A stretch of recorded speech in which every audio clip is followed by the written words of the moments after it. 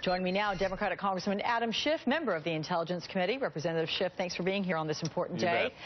Your reaction to the deal, first up, what's it like? Well, I think it's a positive step. Look, none of this is going to be unmitigated. We certainly don't trust the Iranians.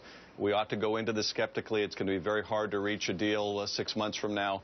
But I think we had to test the Iranians to see whether Rouhani is sincere, or even if he is, whether he can bring about the kind of change that the Ayatollah Khomeini may oppose. So we have to test Iran, but we should go into it with our eyes wide open. These inspections are going to have to be vigorous. But I think slowing down, stopping, and rolling back the Iranian program, as this does in the next 6 months, is better than letting that program proceed apace while we see if we can get to an agreement. I'd like to share with you some reaction from your colleagues, Republican ones, and specifically on Capitol Hill. House Majority Leader Eric Cantor says, quote, "I remain concerned this deal does not adequately halt Iran's enrichment capabilities. It is critical that distrust but verify be the guiding principle with which we approach this agreement." Moving to Senator Marco Rubio, who says by allowing the Iranian regime to retain a sizable nuclear infrastructure, this agreement makes a nuclear Iran more likely. There is now an even more urgent need for Congress to increase sanctions until Iran completely abandons its enrichment and reprocessing capabilities. And finally, here's an interesting tweet. This one comes from Senator John Cornyn's office. Amazing what White House will do to distract from Obamacare. Political fallout for the White House here at home. Do you think there's going to be any on this?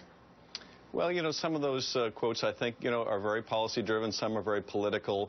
The reality is you can't compare this interim agreement to an ideal agreement. You're never going to get an ideal agreement. Of course, I would like to see Iran agree just for the relaxation of some of this frozen assets to eviscerate their entire program, but that simply wasn't plausible. So we have to measure this agreement by reality, by what we could obtain, and by the alternative, which is that Iran marches forward over the next six months and enriches. It's always easier, Alex, to say no. It's always politically safer to say no. But here, I think the responsible thing to do is to see whether diplomacy can work. Not to have trust, but to fully inspect, and not to fall in love with this agreement if, in fact, it doesn't produce. But I think we have to try to find out. But the scenario that you present there, sir, where you see an Iran that continues to move forward and continue enriching, what kind of a blow would that be for President Obama were that to happen, given this deal last night? Well, I think it more than a blow to the president, I think it'd be a blow to the efforts to resolve this diplomatically and peacefully.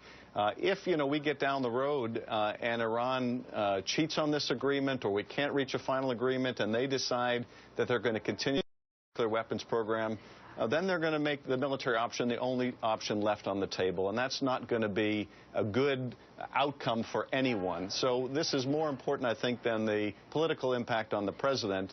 This is an issue of whether we can give diplomacy a chance, a final chance, perhaps, to succeed.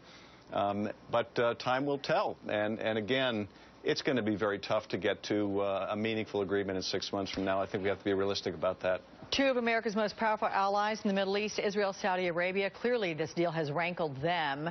Do you have concerns on that? Do you think any permanent damage has been done?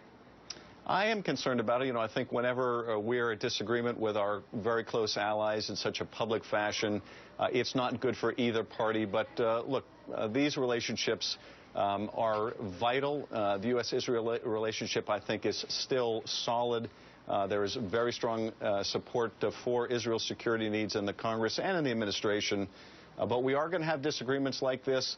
It may be advantageous at some level to, have Israel play as tough a card as it is, both to force the veracity of this inspection program, keep Iran's feet to the fire. But look, we're not going to be in perfect agreement all the time. Good allies never are even the best of allies. But we need to find a way to work through this. Okay. Representative Adam Schiff, as always, a pleasure. Thanks so much. Thank you. Let's get more